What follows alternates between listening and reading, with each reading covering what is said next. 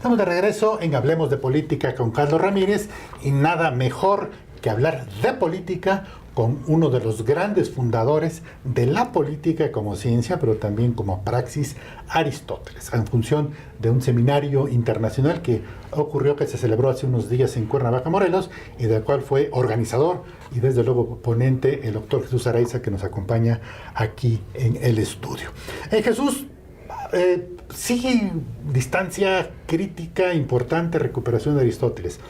Una parte es, bueno, lo que ya de alguna manera se considera, Aristóteles fue el fundador, por así decirlo, de una teoría general de la política, tanto como filosofía como praxis.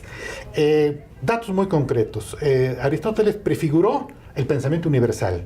Se adelantó a Maquiavelo en cuanto al sostenimiento de las políticas del príncipe de las repúblicas, a Hobbes y el Estado, al barón de Montesquieu y la división de poderes, y poco conocido, poco difundido, a Marx en Sociedad sin Clases. Karl Marx, sí. ¿Qué nos puedes decir de esta funcionalidad a lo largo de la historia del pensamiento de Aristóteles, pero también del fundador de una teoría general de la política? Claro, sí, salta a la vista, en primer lugar, y me voy a concentrar sobre todo en Maquiavelo y en Montesquieu, aunque también se puede decir de lo demás algo semejante. Precisamente esta paralelismo, que podemos llamarlo de manera muy suave, entre Maquiavelo y Aristóteles. Yo he usado, a propósito, un anacronismo, y he dicho que Aristóteles es maquiavélico. ¿Por qué? Maquiavelo aristotélico. Y Maquiavelo aristotélico. Es decir, el anacronismo viene del hecho de que Aristóteles nace 384 años antes de Jesucristo. Y Maquiavelo florece hacia el 1500 después de Cristo. Es decir, que hay varios siglos de... Como 12 años. 18, 1500 años más 300, 1800 y cachito. Maquiavelo casi es nuestro contemporáneo. Cuando leemos El Príncipe y paralelamente el libro quinto de la política, nos damos cuenta que dentro de la disquisición que hace Aristóteles y las advertencias que hace acerca de cómo el tirano, a veces usa el concepto de monarca, pero a veces es muy claro y dice o el rey o el tirano. Ambos son monarca, pero no son lo mismo. ¿Cómo se conserva la tiranía? Y es muy interesante hacer una lectura de los artificios que da Aristóteles acerca de cómo el tirano debe hacer para alargar su gobierno tiránico sin perder el estatus de tirano. Y en eso hay pasajes donde uno puede advertir. ¿Como cuál? ¿Qué sugiere Aristóteles? Sí, son dos los caminos que él, a partir de la observación, que hay que recordar que se redactaron 158 constituciones, una de las cuales se conserva, la de los atenienses. Y a partir de la observación, entonces, llega él a advertir que hay dos mecanismos. Uno, el tradicional, el que usan la mayoría de los tiranos en la antigüedad, como ahora hay por todas partes tiranías. Y el otro camino, ahorita me explico en qué consiste el primero, será exactamente el contrario. ¿Cuál es el tradicional? Dice, por ejemplo, la mayoría de estos artificios proceden de Periandro, de Corinto, este tirano que se había encaramado en el poder en la ciudad de Corinto, y también de los persas, o sea, los bárbaros, es decir, que ejercían siempre un poder monárquico vertical. ¿Qué hacían? Y da un ejemplo que nos va a ilustrar el espíritu maquiavélico, pues, que se respira en este pasaje de la política. Dice, es una anécdota muy, muy bella. Cierto día, el tirano de Mitilene, una isla casi cercana al Asia Menor, Trasíbulo, manda pedir un consejo a Periandro. ¿Cómo hacer para sostenerse dentro de la tiranía, para que no se le arrebate? El mensajero de Trasíbulo llega a Corinto y regresa sin una respuesta. Y le dice al monarca lamento decirle que Periandro no me dio una respuesta. ¿Pero qué pasó? Bueno, dice, me invitó a dar un paseo por los trigales y al tiempo que íbamos caminando, iba él arrancando las espigas más sobresalientes. Y Trasíbulo entendió cuál era el consejo. Ahí estaba la respuesta. ¿Qué debía hacer? Debía eliminar a todos los ciudadanos que sobresalieran por encima de la media. Eliminarlos. Usa Aristóteles ahí un verbo muy interesante. Anairein en griego significa eliminar, pero en el contexto se usa también o bien para dar muerte o bien para desterrar. De modo que la figura del ostracismo, pero también el asesinato de esos, el exterminio, pues la eliminación de esos ciudadanos sobresalientes es saludable para mantener la tiranía. Es un ejemplo, ¿no? Entre muchos otros. Prohibir las comidas en común, que no vayan a la escuela, que no se eduquen, que no haya comunicación entre unos y otros. Es decir, la prohibición de la comunicación, evitar la confianza entre unos y otros. Esa es la manera tradicional. Y la otra, dice Aristóteles, es la contraria.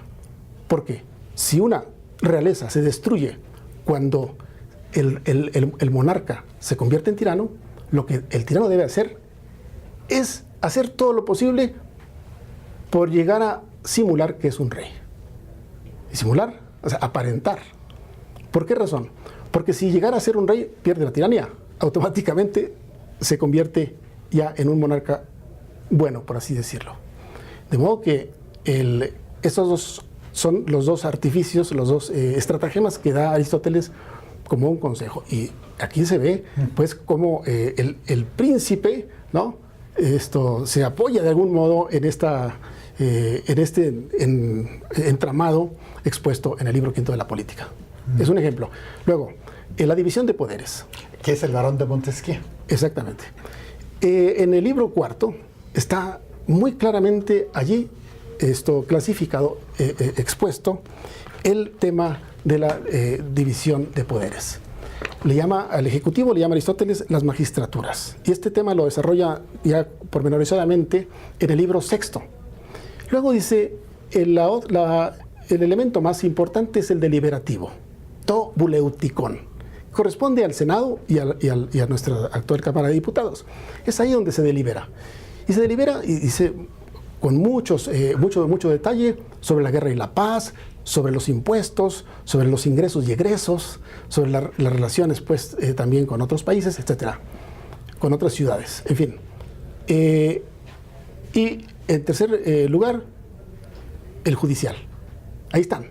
Entonces, la división de poderes no es un legado de Montesquieu, sino se remite al fundador, como bien dices, de la teoría política. Esta parte de la interrelación no ha sido una línea indagatoria de la ciencia política. Como que nos acostumbran a segmentar sin encontrar una interrelación. Al fin de cuentas, es una evolución de las ideas.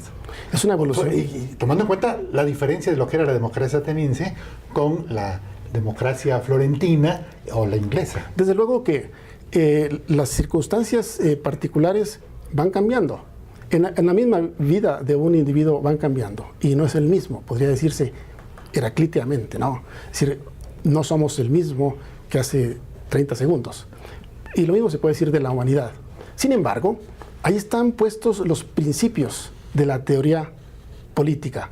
Y esos nunca cambian. Por ejemplo, si discutimos cuál relación existe entre la ética y la política, es decir, esto vale para cualquier momento histórico. Habrá quienes digan que no hay que mezclarlas.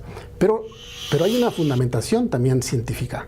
Y eso es lo que nos proponemos. Es decir, a leer textos clásicos como los de Aristóteles, ¿no? Fundamentar un acerto, una afirmación y decir argumentativamente por qué no es posible que se desprenda el corazón de la cabeza. Porque es un todo. Esta parte de estudiar a los clásicos, o estudiar a los teóricos de la ciencia política, de la filosofía política, bueno, viene desde la época de Platón, cuando él propone que los filósofos deben ser los reyes. no lo vemos en la actualidad, ni siquiera desde entonces. Los gobernantes no leen, no entienden, no van a la fuente teórica de la política. Hay un paralelismo, una cercanía bastante llamativa entre Platón y Aristóteles, pese a sus diferencias también teóricas. Y es que Platón así lo plantea en la República, pero también en otros pasajes, como en el libro noveno de este tratado, dice con mucha mayor claridad que es imposible que sea diferente la estructura del individuo y la de la polis. Que si la polis es tiránica, hay también un individuo que es tirano. Y ese potencialmente, ¿no?, ese puede llegar a ser el gobernante tiránico de esa comunidad. ¿Qué significa esto? Para decirlo en términos aristotélicos, es imposible que un buen gobernante, un excelente gobernante, hablamos éticamente, ¿sí?, sea un malvado o un perverso. Es decir, para ser un excelente gobernante, desde el punto de vista ético, es preciso que haya sido formado en las buenas costumbres. Ece, en griego, ece es costumbres. Y ece, con E larga, es caracteres. La ética, ¿no?, es el estudio del carácter. Por tanto, la política comienza con el trabajo ético de las costumbres, las buenas costumbres de un ciudadano que aspira a ser buen gobernante. Bueno, vamos a un corte y regresamos con la tercera parte, que va a ser también muy interesante y muy actual. No se vaya, regresamos.